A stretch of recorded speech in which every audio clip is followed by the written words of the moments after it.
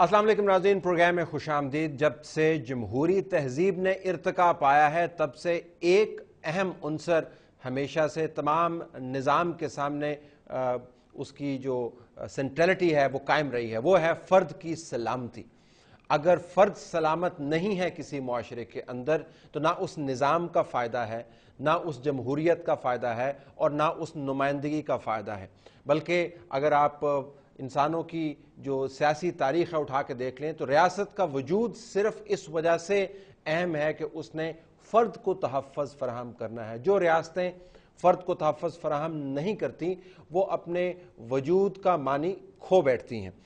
Article 9 کے اندر بھی ناظرین لکھا گیا ہے کہ کسی شخص کو زندگی یا آزادی سے محروم نہیں کیا جائے گا سوائے جب کہ قانون اس کی اجازت دے۔ کراچی کے اندر جو حالات ہیں وہ آپ کے سامنے ہیں۔ خون ریزی ایسی ہے کہ پچھلے 3 دنوں کے اندر دنیا کے کسی حصے میں اتنے افراد ہلاک نہیں ہوئے جتنے کراچی کے اندر ہوئے ہیں۔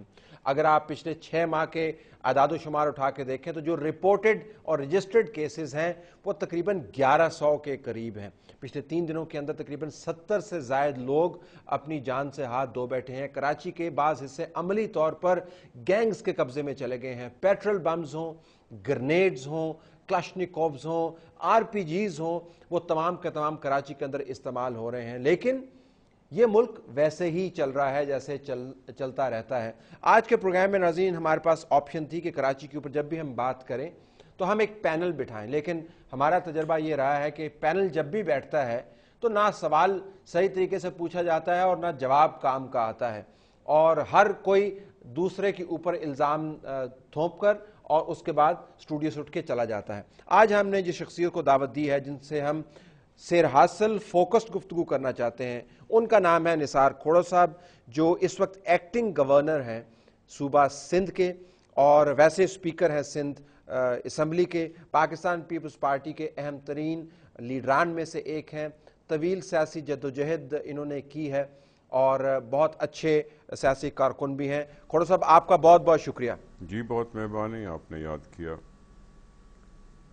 کھوڑا صاحب آپ کا میں جو گورنر کا اوتھ ہے ظاہر ہے جس کو لے کر آپ گورنر ہاؤس میں گئے، اس کے اندر یہ لکھا ہوا ہے کہ میں ہر حالت میں ہر قسم کے لوگوں کے ساتھ بلا خوف و رعایت اور بلا رغبت و عناد قانون کے مطابق انصاف کروں گا۔ Let me ask you this, اس وقت صوبہ جو ہے اگرچہ آپ ایکٹنگ گورنر ہیں لیکن صوبہ بحیثیت گورنر آپ دیکھ بھال بھی اس کی کر رہے ہیں، کراچی کے اندر آپ کی کیا خبر ہے؟ کتنے لوگ ابھی تک اپنی جان سے ہاتھ دھو بیٹھے ہیں؟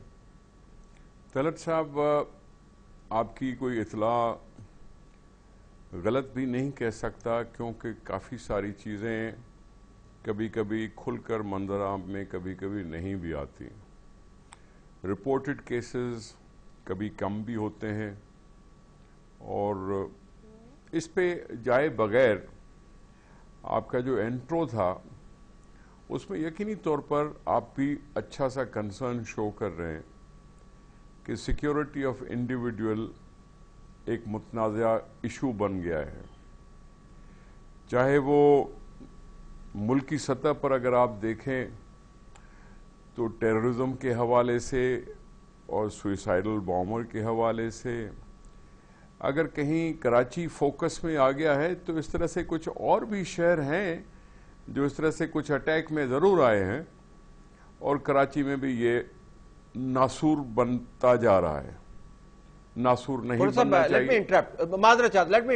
می انٹرپٹ، ذرا فرق ہمیں کرنا چاہیے، صرف اس وجہ سے نہیں کہ کسی جگہ پر انسانی جان جو ہے وہ قیمتی ہے، کسی جگہ پر انسانی جان جو ہے وہ کم ہے، کسی جگہ کی اہمیت زیادہ ہے، کسی جگہ کی اہمیت کم ہے۔ پاکستان کے تمام حصے برابر ہیں، لیکن اربن ایریا کے اندر جہاں پر ریاست کی رٹ نسبتاً بہتر اسٹیبلش ہو سکتی ہے، وہ علاقے جو آپ کے گورنر ہاؤس سے یا سی ایم ہاؤس سے یا اسپیکر صوبائی اسمبلی کے ہاؤس سے یا صوبائی اسمبلی کی بلڈنگ سے چند کوس کے فاصلے پر ہیں، اور تمام تر ریسورسز وہاں پر گینگز کا قبضہ اور لوگ اس طرح مارے جا رہے ہیں کہ گاجر مولی کی طرح کٹ رہے ہیں۔ That is a very serious issue. Talat صاحب ایکسکیوز میں، گورنمنٹ کی رٹ چیلنج کرنے کے تو بہت سے طریقے دکھائی گئے ہیں، یقینی طور پر وہ گورنمنٹ کا رٹ ہی اٹیک کیا گیا جب PNS مہران پہ ایک واقعہ ہو گیا، یا اس طرح کے اور بھی بہت سی چیزیں ہوئی ہیں جو سندھ میں بھی ہوئی ہیں، پنجاب میں اور بلوچستان اور خیبر پختونخوا میں ہوتی رہتی ہیں۔ رٹ چیلنج کرنے کے طریقے آج کی دنیا میں کچھ نئے نئے بھی آ گئے ہیں۔ کراچی کا ایک مخصوص سی ایک حالات رہی ہیں، آپ بھی اس ملک میں رہنے والے، میں بھی اس ملک میں رہنے والا، یہاں کراچی میں آرمی آپریشنز تک کی بات ہو گئی تھی 1992 میں۔ مقاصد کیا تھے، نتیجہ کیا نکلا، لیکن یہ 92 میں بھی بوری بند لاشوں کا تذکرہ آتا، ایک ایک دن میں 2 افراد کا قتل ہونا بھی آتا، اور یقینی طور پر یہ ساری وہ چیزیں ہیں جس نے ہمیں اکنامکلی بھی پیچھے دھکیل دیا، کلچرلی بھی ہم میں ذرا تناؤ پیدا ہو گیا، یقیناً ایک ماحول اچھا نہیں رہا۔ اس ساری چیز کو جو بیک گراؤنڈ میں اس لیے بتا رہا ہوں کہ ان ساری چیزوں کو دیکھ کر ہم نے یہ مناسب سمجھا تھا کہ پولرائزیشن کو ختم کیا جانا چاہیے، حکومت اور اپوزیشن کا پولرائزیشن نہیں ہونا چاہیے، پولیٹیکل پارٹیز کو ٹالرنس دکھا کے ایک دوسرے کے ساتھ بیٹھنا چاہیے، اور پھر قانون کی رٹ اسٹیبلش کرنے کے لیے جو بھی میلیفائڈ انٹرسٹ رکھنے والے گروپس ہیں ان پر اسٹیبلش کیا جائے کہ وہ قانون سے ڈریں۔ انصاف دینا، یقینی طور پر میں نے حلف اٹھاتے ہوئے یہ کہا کہ ہر ایک سے میں انصاف دوں گا، انصاف کے لیے عدالتیں بھی ہیں، انصاف کے لیے ایڈمنسٹریٹر بھی ہے، انصاف کے لیے حاکم بھی ہے، حکومت بھی ہے، یہ سب وہ کسی کی سائیڈ لیے بغیر مجرم کو مجرم کہنے کا حوصلہ رکھے۔ یہ بات اگر ہم محسوس کر لیں تو کافی ساری چیزیں شاید صحیح سمت میں لیکن چلنا کوڑا شروع ہو صاحب جائے۔ دوبارہ قطع کلامی ہوتی ہے، اور میں بار بار یہ گستاخی کرتا رہوں گا دوران انٹرویو، کیونکہ بات اس سے کہیں آگے چلے گی۔ 1992 اور 2011 میں بڑا فرق ہے جناب۔ آج کل اس وقت صوبہ سندھ کے اندر اور کراچی کے اندر بالخصوص اب تو آپ کے پاس اپوزیشن بھی عملاً نہیں رہی، گورنرشپ بھی پیپلز پارٹی کے پاس ہے، CM شپ بھی پیپلز پارٹی کے پاس ہے۔ یہ اس شہر کے اندر اگر 3 کوس کے اندر آپ لوگوں کو تحفظ فراہم نہیں کر سکتے تو پھر ملک کو کس طرح چلیں گے؟ یہ بڑا سنجیدہ قسم کا معاملہ ہے کہ جب آپ کے سوال کے پیچھے وہ احساس محسوس کر رہا ہوں، لیکن آپ بھی میرے ساتھ ہی ہوں گے جب میں یہ کہوں کہ کراچی سا شہر جو ساحل سمندر پر واقع ہے، وہاں اسلحے کی ترسیل جس طرح سے رہی ہے سالوں، اس کا تو انبار آپ نے بھی محسوس کیا ہے اور میں نے بھی محسوس کیا ہے۔ اسلحے کی ترسیل کو ختم کرنا سالوں کا قصہ ہے جو نہیں ہوئی۔ یقیناً آپ کہیں گے 3 سال میں آپ نے کیا کیا، تو ہو سکتا ہے میں بھی آپ کو وہ خاطر خواہ جواب نہ دے سکوں۔ یہ یقیناً کوشش کی کہ ماحول کو مفاہمتی انداز میں چلانے کی کوشش کریں اور اس کو اس طرح سے ڈیل کریں، کوشش کریں کہ یہ معاملہ سبڈیو رہے، لیکن ہو نہیں پا رہا۔ بہت سے انٹرسٹڈ گروپس ہیں، لینڈ مافیا، ڈرگ مافیا، اب روزانہ خبریں یہ بات آتی ہیں کہ جی پولیٹیکل ورکرز کے مرڈر ہو رہے ہیں۔ اب پولیٹیکل ورکرز جب مرڈر ہوتے ہیں تو پھر پولیٹیکل پارٹیز کا ایک رول بنتا ہے کہ وہ اس چیز کو، اس چیلنج کو قبول کریں۔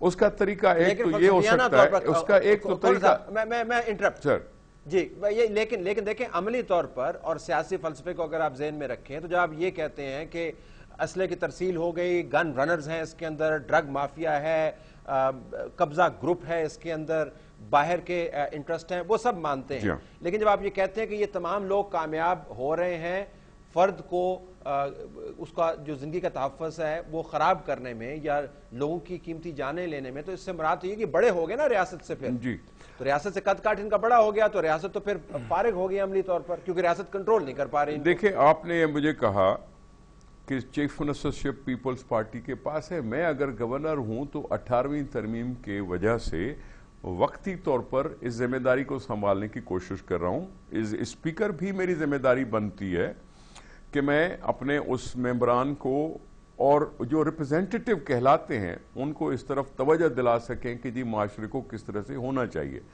بات دراصل یہ ہے سر کہ جب ہم ساری پولیٹیکل پارٹیاں مل کر ایک نقطے جمہوریت پر متفق ہو سکتے ہیں، جب ہم ساری پارٹیاں مل کر टेररिज्म के खिलाफ एक नुक्ते पर इत्तफाक राय हासिल कर सकते हैं तो यकीनन इस दहशतगर्दी, इस कत्लो गारत के खिलाफ भी हम सारे मिलकर एक लाए अमल या एक चार्टर या कुछ इस तरह की बातें करके अपनी जिम्मेदारियां संभाल सकते हैं।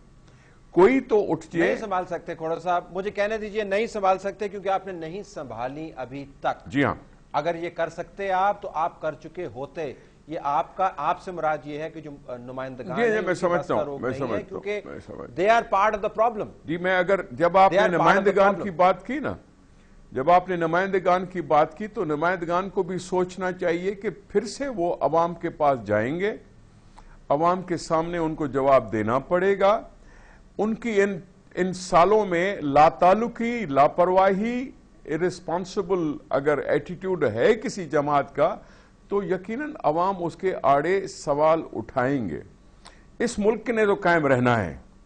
हमने सियासी हुकूमतें अगर आज देखी हैं जो कहीं कहीं कामयाबियां हासिल करती हैं तो कहीं नाकामी भी उनको मिलती है, लेकिन इससे पहले तो हमने बड़ी डिक्टेटराना हुकूमतें भी देखी कि जिसके मुंह से लफ्ज निकला और वो कानून बन जाता था। लेकिन उस वक्त भी यकीनी तौर पर कराची फोकस में रहा। कराची फोकस में रहा कि कभी बम ब्लास्ट में जलसों के स्टेज उड़ गए। जब कोई बेनजीर भुट्टो जो जमहूरियत के लिए यहां आ रही थी, एक ही लम्हे में 250 लाशें उठानी पड़ी। ये हमारी हुकूमत में नहीं हुआ, इससे पहले भी होता रहा है। ये भी लेकिन आजकल तो आपकी हुकूमत है ना, आजकल तो आपकी हुकूमत है, मैं मानता हूं, आपके पास ताकत है, आपके पास रिसोर्सेज हैं, आपके पास मैंडेट है। ठीक है, फर्द को आप तहफ़्फ़ुज़ नहीं दे पा रहे। मैं वही अर्ज़ कर रहा हूं। मुझे यहाँ पर एक ब्रेक लेने दे, ब्रेक के बाद वापस आता हूं। तो मेरे पास आज सिर्फ आप ही हैं जी, मेहरबानी आपकी, आपने मुझे अकेले कोई याद किया है।